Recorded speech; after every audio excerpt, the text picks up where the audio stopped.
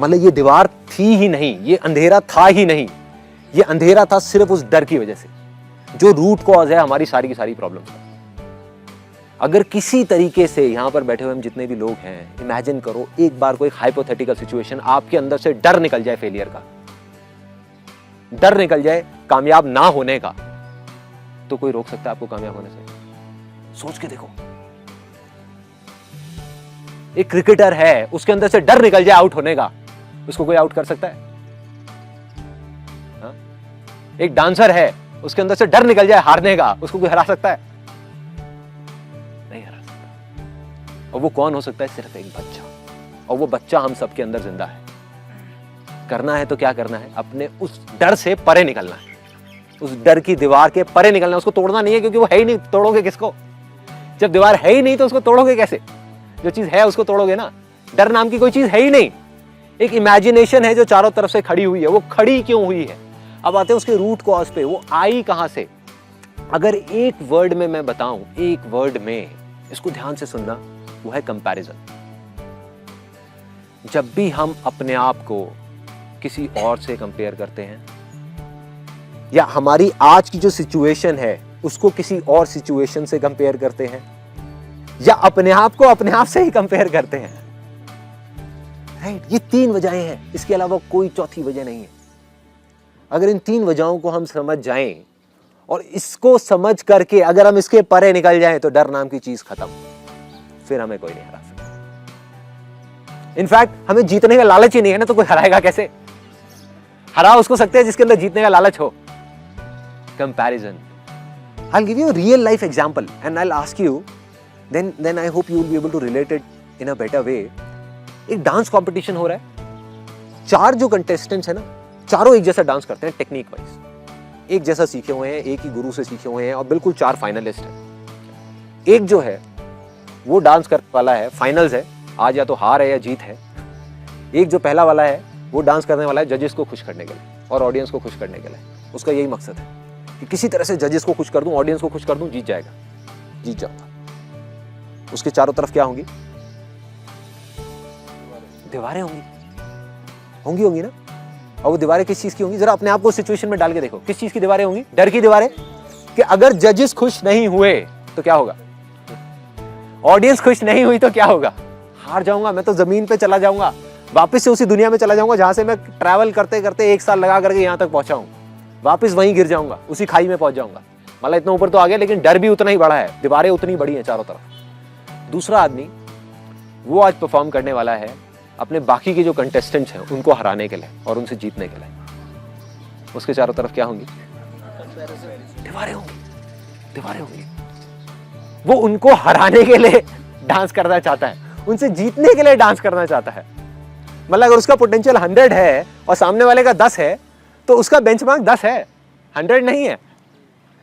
उसको 10 को बीट करना है, लेकिन अब उस 10 को भी बीट करने के लिए उसके चारों तरफ दीवारें खड़ी हुई हैं कि मैं 10 को भी नहीं बीट कर पाया तो क्या होगा, मैं 9 पे अटक गया तो क्या होगा, 5 पे अटक गया तो क्या होगा, तो क्या होगा उसका?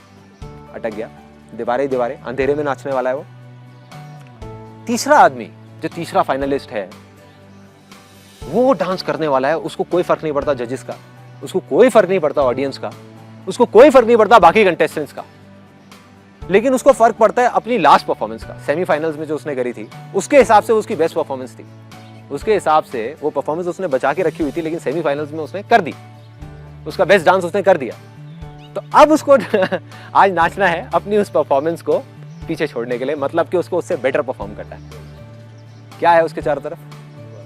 दीवारें, दीवारें। किस चीज की दीवारें हैं? डर की दीवारें, कि अगर मैं अपने उस सेमीफाइनल की परफॉर्मेंस से बेटर परफॉर्म नहीं कर पाया तो क्या होगा, गया, गिरा वापस से जाकर के उसी दुनिया में, वापस से जहां कोई नहीं जाना चाहता। चौथा कंटेस्टेंट वो कहता है जजेस गए तेल लेने, ऑडियंस गई भाड़ में, बाकी कंटेस्टेंट से मुझे कोई फर्क नहीं पड़ता, भगवान करे उसमें से जिसको जीतना है वो जीत जाए, मुझे कोई फर्क नहीं पड़ता, जिसको हारना है वो हार जाए, मुझे हारना है मैं हार जाऊं, मुझे कोई फर्क नहीं पड़ता, मुझे ना अपनी पुरानी कोई परफॉर्मेंस याद है, मैं तो भाई बस इसलिए नाचने वाला हूं क्योंकि नाचना मेरे लिए खेल है और खेल मेरे लिए जिंदगी है। मैं आज नाचने वाला हूं सिर्फ और सिर्फ अपने लिए, अपनी खुशी के लिए। और मैं जब नाचूंगा मुझे कोई परवाह नहीं है आसपास में कौन बैठा है कौन नहीं बैठा, कौन जीतेगा। कोई दीवारें हैं उसके आसपास में? अरे है ही नहीं, है ही नहीं, कोई डर ही नहीं ना उसको, ना उसको हारने का डर ना जीतने का लालच, है ही नहीं उसके अंदर। वो तो कहता है बस आज का ये दिन है मेरे पास में, आज मैं वो कर जाऊंगा जो मैं करना चाहता, और कोई परवाह नहीं है कि क्या होता है क्या नहीं होता, क्या होगा क्या होगा। अब आप ध्यान से देखो, ये जो बच्चे हैं ना, ये छुपे हुए हैं हमारे में से ही कहीं। ये मत समझो ये कोई दूसरे प्लेनेट से आए हैं। ये किसी डांस कंपटीशन में आपको दिख सकते हैं, किसी जगह पे आपको दिख सकते हैं, किसी क्रिकेट में आपको दिख सकते हैं, एक्टिंग में आपको दिख सकते हैं। एक एक्टर है जो खुद की एक्टिंग को बीट करने के लिए लगा हुआ है, 20 साल हो गए अपनी एक्टिंग को ही नहीं बीट कर पा रहा, लगा हुआ है, या किसी और को बीट करने की कोशिश कर रहा है, या किसी को खुश करने की कोशिश कर रहा है। एक एक्टर है वो सिर्फ एक्टिंग कर रहा है, तो कोई परवाह नहीं है। तो कौन जीतेगा एंड में? तो जो नहीं जीतना चाहता वही जीतेगा। You will be unstoppable.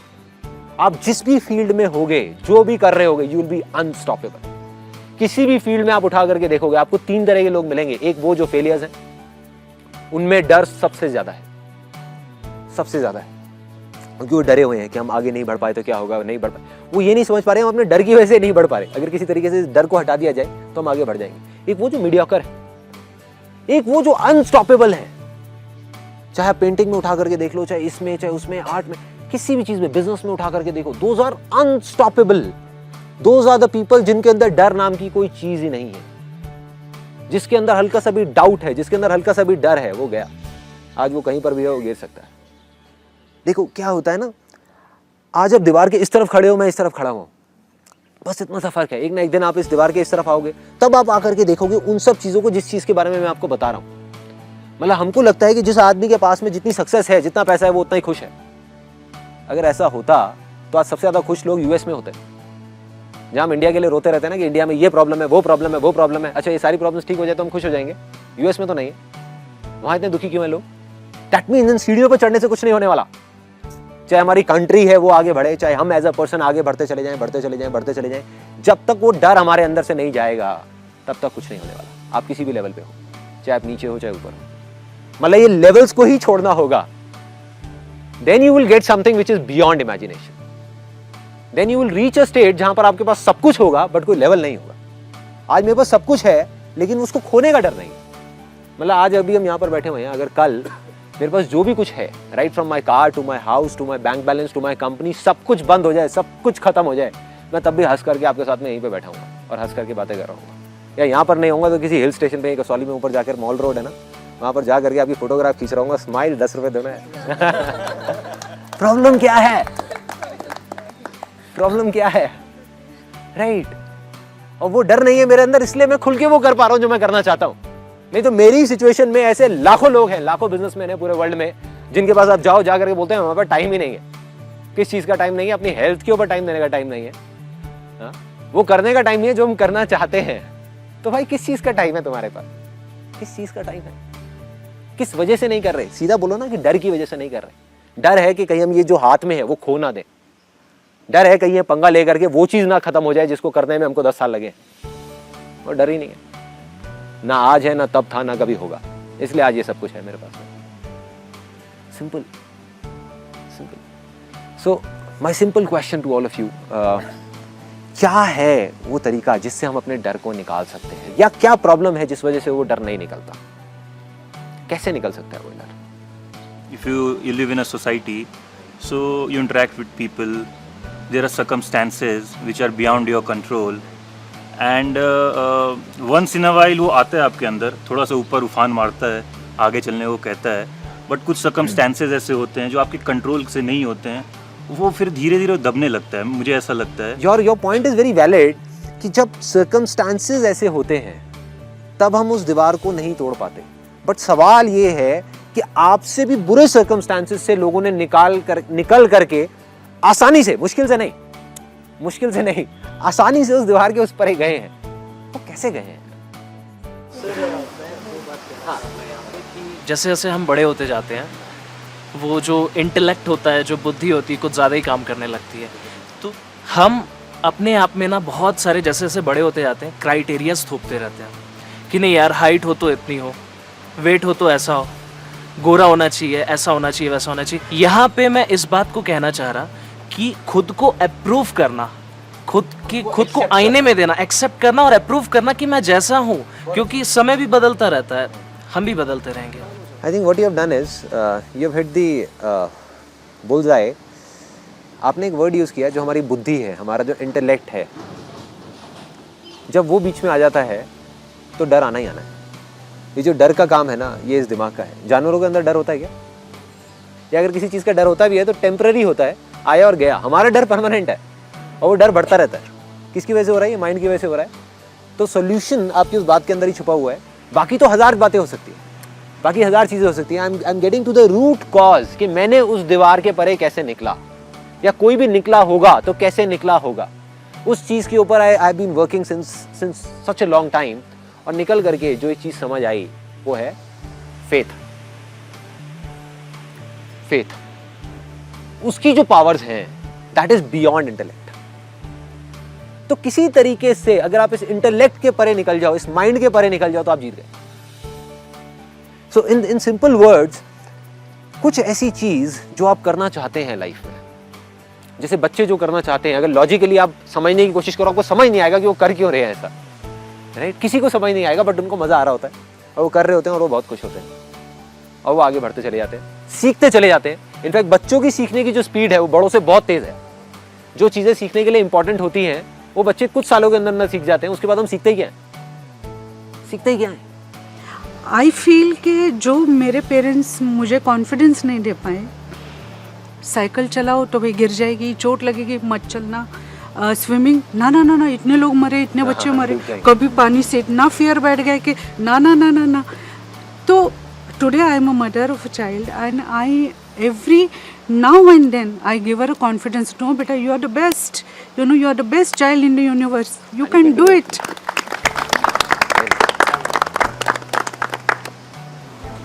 Share करना चाहूँगी जो आपका लास्ट लाइफ चेंजिंग सेमिनार सुनने के बाद मेरे अंदर आया। एक्चुअली जब मैं 2-2.5 साल की थी तो मेरी लेफ़्ट आई में एक स्क्विंट हो गया था, तो तब एकदम घर वाले परेशान हो गए कि क्या हो गया। मैं एकदम नॉर्मल थी और अचानक से ऐसा हो गया। तो मेरे फादर कई जगह मेरे को लेकर गए, तो एक डॉक्टर ने बोला कि सर्जरी कराओ, बिल्कुल ठीक हो जाएगी। तो पता नहीं था कैसे उसने ऐसा बोल दिया, और शायद पैसे बनाने के चक्कर में जो भी है सर्जरी कर दी और मैं ठीक नहीं हुई। तो उन्होंने बोला कि ये जब बड़ी होगी तब हो जाएगी ठीक। तो मैं बड़ी भी हो गई लेकिन मैं ठीक नहीं हुई। 20-22 साल तक मैं ऐसी ही रही। मैंने भी कॉम्प्रोमाइज़ कर लिया कि मैं नॉर्मल नहीं दिखती, मतलब मैं थोड़ा अलग अलग रहती थी। और अब तक का रिकॉर्ड है, मैंने आज तक कभी अपना बर्थडे सेलिब्रेट नहीं करा। मेरे फादर और मेरा बर्थडे एक ही दिन आता है, फिर भी मैंने कभी सेलिब्रेट नहीं करा, सिर्फ इसीलिए कि मुझे लगता था मैं दूसरों की तरह नहीं दिखती। लेकिन वो सेमिनार सुनने के बाद जब आपने कहा कि एक अंदर से आवाज़ आनी चाहिए, तो मुझे लगा कि हाँ मैं ठीक हो सकती हूँ। मतलब एक बिलीव बना मेरे अंदर कि मैं ठीक हो सकती हूँ। फिर काफ़ी सारे हॉस्पिटल्स में मैं फ़ादर के साथ गई थी, तो डॉक्टर्स ने बोला कि ये ठीक हो जाएगा, लेकिन इसमें रिस्क है, कुछ भी हो सकता है, आंखों की रोशनी जा सकती है, कुछ भी हो सकता है। मैंने कहा नहीं, कुछ नहीं होगा, मैं ठीक हो गई। मतलब मैं सोचती थी, मैंने बिलीव कर लिया था कि नहीं मैं ठीक हूँ। तो जब उन्होंने सिग्नेचर कराया, मैंने साइन कर दिया बिना सोचे समझे, नहीं मैं ठीक हूँ बिल्कुल। तो ऑपरेशन भी हो गया और सक्सेसफुल हुआ। अब मैं बिल्कुल नॉर्मल हूँ और विदिन 6 मंथ डॉक्टर ने बोला है तुम बिल्कुल नॉर्मल हो जाओगे। अभी थोड़ी स्वेलिंग है आई में, लेकिन परफेक्ट हो जाऊँगी विदिन 6 मंथ। तो ये लाइफ का सबसे बड़ा ड्रास्टिक चेंज है और इसलिए मैं आपको थैंक्स करने आई हूँ यहाँ पे स्पेशली। मुझे you are just like my.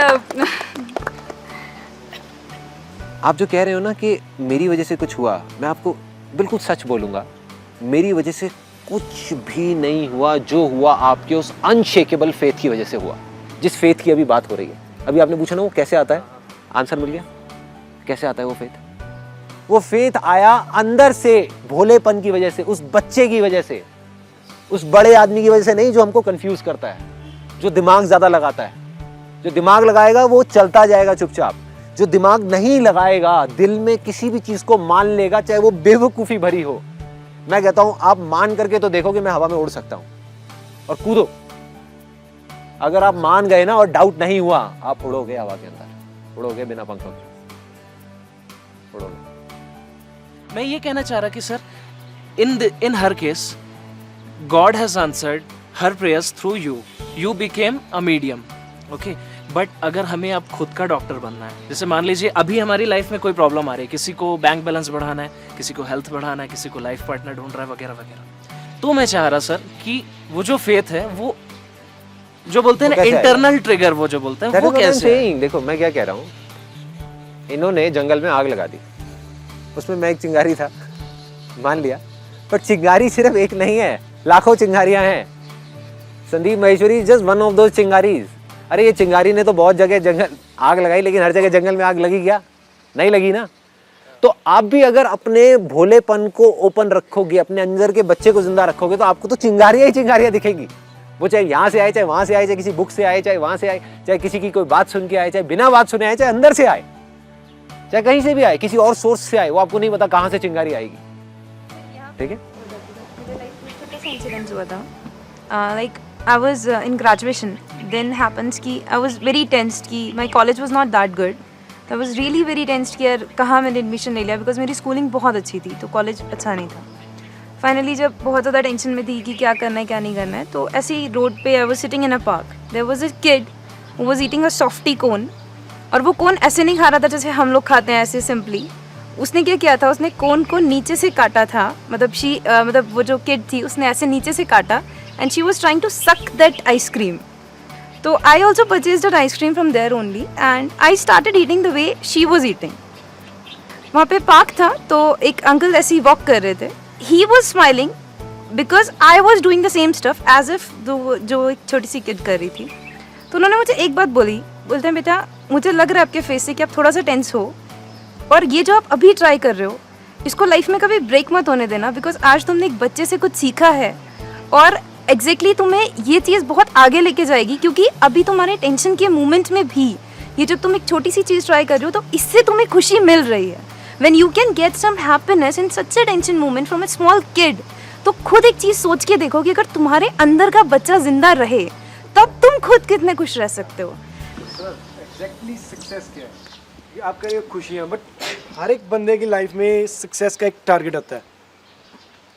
जो सक्सेस की एग्जैक्ट डेफिनेशन है मेरे माइंड में, वो कि उस पॉइंट को हासिल करना, कि अगर एक फोटोग्राफ रह के संदीप महेश्वरी इतने कम टाइम में इतना कर सकता है, तो चीज़ तेरे में क्या है? डर नहीं है, सिर्फ एक वे नहीं है मेरे पास। तो मैं आपको वे दे देता हूँ, I'll just give you the exact way। आप एक बहुत बड़े फोटोग्राफर बनना चाहते हो, एक बहुत बड़ी कंपनी बनाना चाहते हो, तो अभी आप क्या कर रहे हो, उन्हीं सीढ़ियों की तरफ जा रहे हो कि मैं जब वहाँ चला जाऊँगा तब मैं सक्सेसफुल हो जाऊँगा। अगर सच में वो जो कहानी मैंने बताई है ना, जिसकी वजह से आप ना चाहते हुए भी वो डर की जो दीवार है वो आनी ही आनी है, फिर आप कॉम्प्रोमाइज़ करने शुरू कर दोगे, फिर जा करके फिर से वो डर और बढ़ेगा, फिर वो दीवार और बढ़ेगी और अंधेरा बढ़ेगा, क्योंकि आपने अपना बेंचमार्क वहाँ पे सेट कर दिया कि जब मैं वहाँ टॉप पे पहुँच जाऊँगा तब मैं सक्सेसफुल होऊंगा। एक बार को मानो आप नहीं पहुँचे, किसी वजह से नहीं पहुँचे, तो क्या होगा? आप जहाँ हो वहीं के वहीं रहे तो क्या होगा? तो फेलियर रहेगा ना। हाँ, एक डर रहेगा ना, वो डर बढ़ेगा ना कि क्या होगा, उस बेंचमार्क की वजह से वो डर आ रहा है। उसका तरीका क्या है? उस दीवार के परे निकलो। अगर आपको फोटोग्राफी करने में मज़ा आता है, जो मेरे को आपकी बातों से समझ आ रहा है कि मज़ा आता है, तो सारा ध्यान उस बड़े फोटोग्राफर पे से हटा के, इमेजेस बाजार से हटा के, यहाँ से हटा के, वहाँ से हटा के, सारा ध्यान उठा करके फोटोग्राफी में डाल दो। अपना फेथ उठा करके फोटोग्राफी में डाल दो और बोलना शुरू कर दो अपने आप को, अपने कॉन्शियस माइंड को, कि मैं इंडिया का सबसे अच्छे फोटोग्राफर्स में से एक हूं, but not with an ego kind of a thing. मतलब एक तो होता है कि मैं ये हूं, फिर तो अटक गए ना, अटक गए, राइट? मतलब आई एम दैट। अब अगर मैं ऐसा हूं तो मैं कैसे रहूंगा, मैं क्या करूंगा, कैसे बोलूंगा, कैसे शूट करूंगा, कैसे क्या करूंगा। मतलब वो फोटोग्राफी को खेल बना दो, जीतने के लिए या हारने के लिए नहीं, खेलने के लिए। अगर आपकी फोटोग्राफी बोल गई तो आपको बोलने की जरूरत नहीं पड़ेगी।